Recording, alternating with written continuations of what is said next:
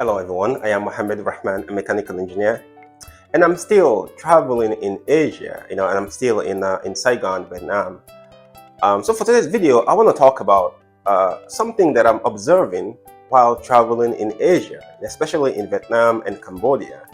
And this is the fact that the vast majority of marriages are still intact. For example, the parents are still happily married. You see, I'm talking about like 99.99% of the time are still married. The family is still intact.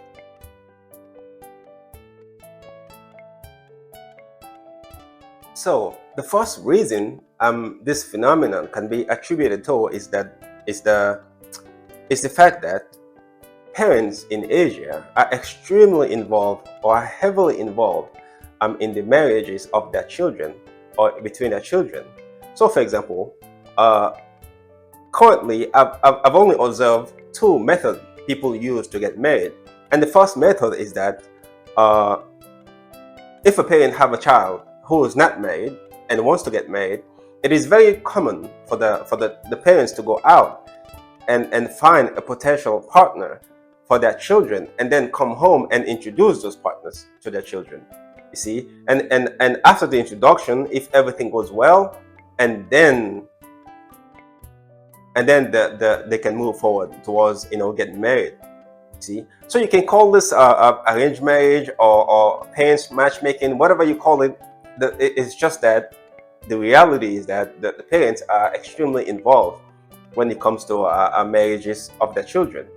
You see, and the second method people use to get married is that, so for example, let's say if the child is going out to college or is going to work, and then in these places the child happens to meet someone, it is still the same after this incident. If the child met someone outside of their home, then what will happen is the child will invite the potential partner to go to their hometown and spend some days and spend some or sometimes even weeks with their parents. You see, it is only after this process, if the parents and the future in-laws do meet and get along well, with no problems, no issues, it is only after this process that the children will move forward towards getting married. You see, so either way, the parents are still extremely involved, and I observe that this is one of the big difference and one of the main reasons why marriages in Asia tend to last forever.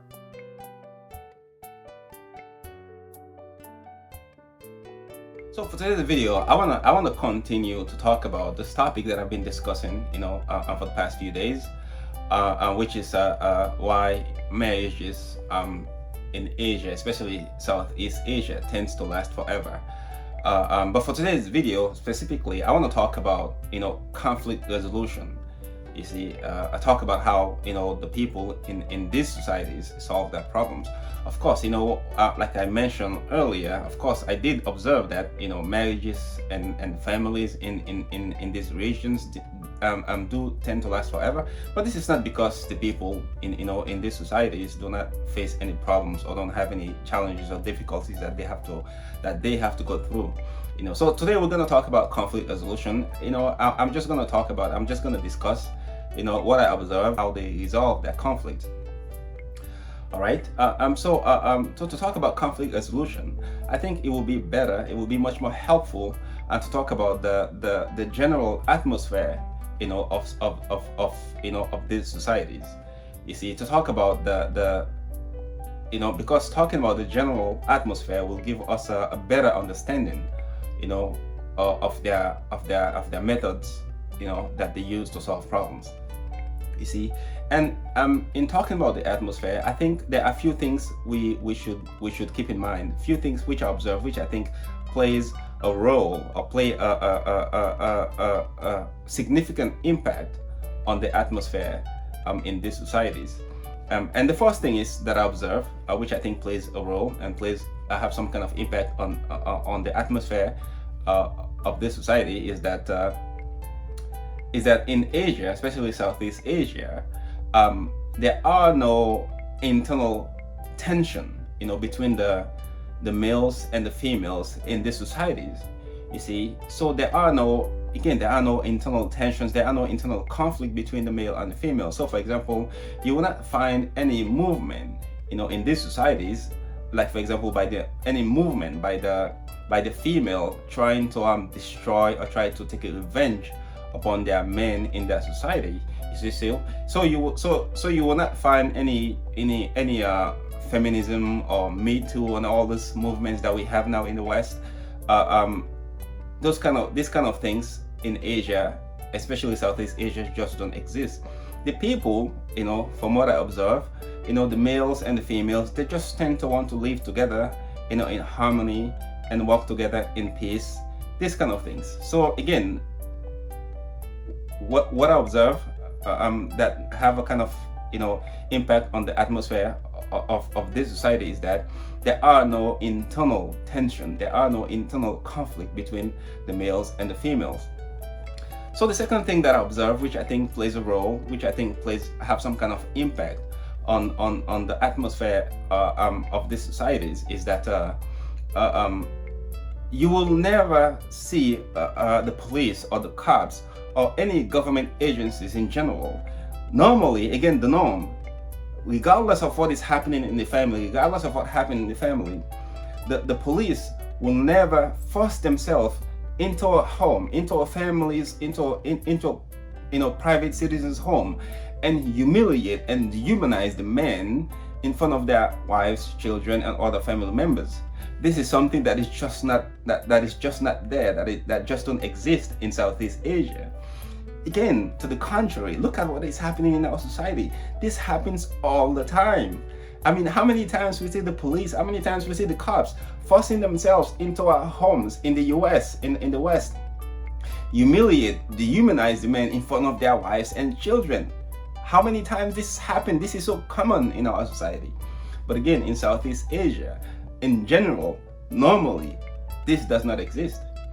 So this is the second thing that I observe, which I think plays a role, which I think have some kind of impact on conflict resolution and how people solve their problems. And the last thing that I observe, which I think plays a role, also have an impact on conflict resolution in these societies, is that the husband or the male in the home, in the house, is normally considered the leader of the family. And this, by the way, it is not disputed. You see, this is the case in the home and outside the home. And again, you will not find any group of people, normally, you will not find any group of people, you will not find any movement in this society to try to change the situation, to overturn the situation. You see, they just have it like this, and they know about it, and they just work with it. So these are the three things that I observe, which I think have some kind of impact on the atmosphere of this society. So now let's talk about conflict resolution. Again, the reason why I want to talk about this is that because even though I mentioned earlier that the families, that the marriages tend to last forever, the families tend to be more stable. This is not because these people are perfect or don't have any problems, don't have any challenges that they have to go through. Of course not. They too have problems. They too have difficulties that they have to go through. But again, now let's talk about conflict resolution. Let's talk about how they solve their problems. For this specifically, I observed two methods of how the people solve that problem in Southeast Asia. And the first method is that whenever something happened in the family, in the home, the husband and the wife will come together in the home, in the family, without getting anyone outside involved to solve that problem. So only the wife and the husband will come together, work together, and solve the problem in the home. So this is again, from what I observed, this is the main method they use to solve that problem. Just the husband and wife working together inside the home to solve the problem. You see, then someone might say, well, Muhammad, what happens if something happens that is so big, that is so huge, that the husband and wife cannot solve by themselves? Well, in this case, what would happen is the parents of the husband with other family members, and also the parents of the wife with other or with other family members will come together, actually come into the home and stay in the home for days or even weeks and work on that specific problem until that problem is resolved. So this is what would happen. So in no way, there is no instances where they will take that problems outside of the family or outside of the home. If something happened that is so drastic that the husband and the wife cannot resolve, then other family members, again, most of the time, the parents of the wives and the parents of the husbands come to the home, stay in the home days, sometimes weeks, and work on that problem until they solve that problem. So these are the two methods that I saw that they use in this society to solve their problems. And again, what you observe is that there are no prevalent police interventions in people's family. There are no family court. There are no judges. There are no lawyers. You see, so it is just the people within the family solve the problems. You see, now, for example, like what we have now, in our society in the U.S., we have the family court, the family laws, the lawyers, all these parasites that actually inflame and benefiting from the misery of the people. While in other societies, especially as we're talking about, specifically in this case, Southeast Asia, they don't have this kind of things. There are no large amount of people benefiting from the destruction of families, from the misery of the people, like we do in the West, like we do in the U.S. So the people in Southeast Asia, again, they just solve that problem within the family.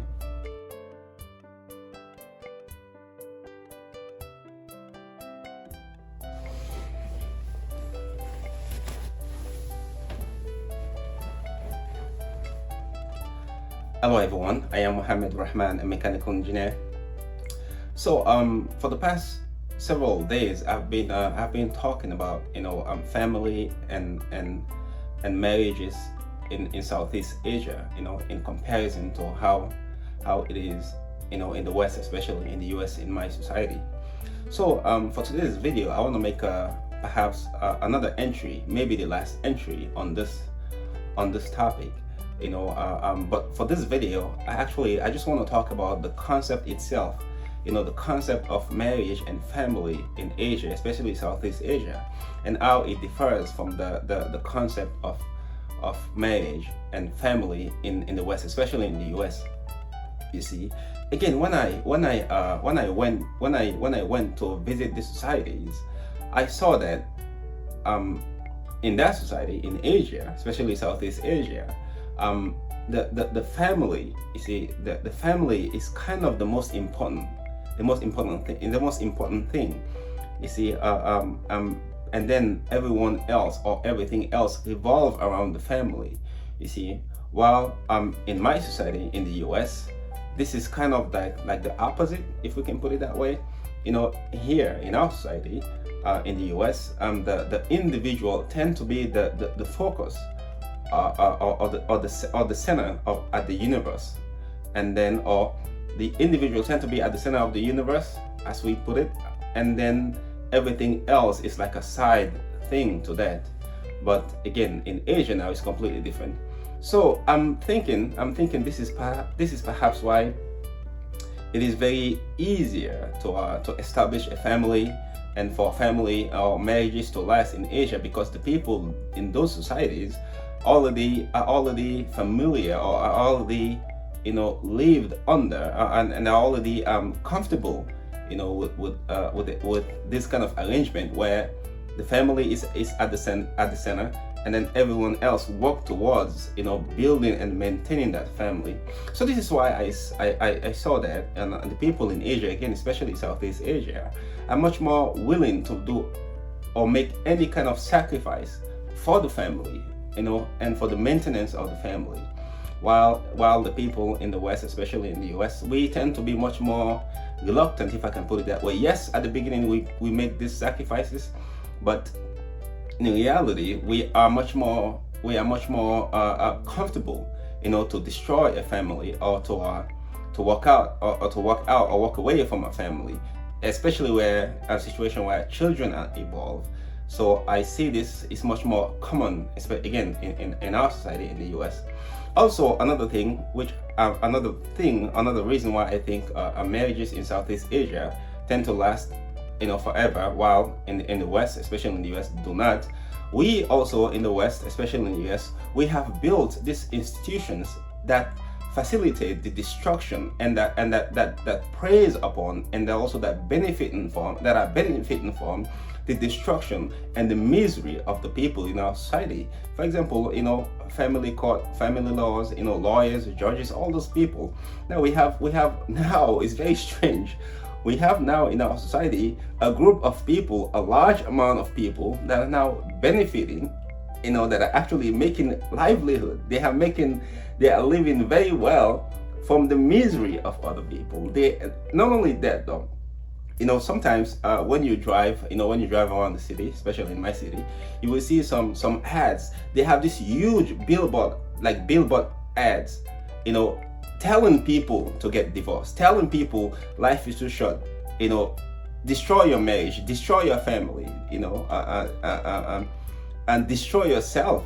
You see, and we have all these ads in our society telling people to do this. You see, it's so crazy, but it is happening. So the lawyers, again, these people, the lawyers, the family court, the judges, these parasites in our society, now they don't even wait for people to come to them. You see, now they go in the community, they go out, and put ads, tell people to get divorced, tell people to destroy your family, destroy your society as a whole. You see, while in Asia and other part of the country, also in the Middle East and other places that I've visited, this is like unheard of. This is like so crazy that we have this in our society. But they just think about it like, whoa, what is this? You see, so this kind of thing. So we have built all these institutions and all these people that are now directly benefiting from the misery and from the destructions of family and marriages. Again, which is very live, active, and well in our society in the US. While in Asia, especially Southeast Asia, they don't have these kind of things. There are no institutions, there are no large amount of people, group of people that are benefiting from the destruction of families and marriages. So that's another thing that I observe, which I think plays a role why, the families in Asia, the families and marriages in Asia tend to be much more stable and tend to last forever, while the families in our society do not. Some people might say, if I can mention this, some people might say, well, all these institutions, all this, the family court, the lawyers, the judges, all these people, all the things were created, with good intentions. But we have to stop using this nonsense excuse. We are already seeing the results. We are already seeing the havoc. We are already seeing the misery that these things are bringing in our society.